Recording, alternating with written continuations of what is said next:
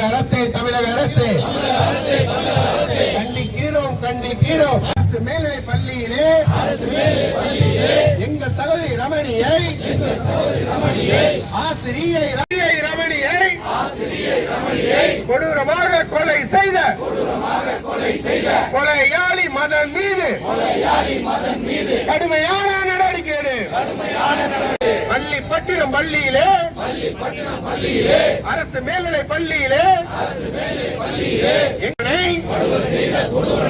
மதன் என்னும் கொடியவனை வன்மையாக கண்டிக்கிறோம். பாதுகாப்பு கொடு,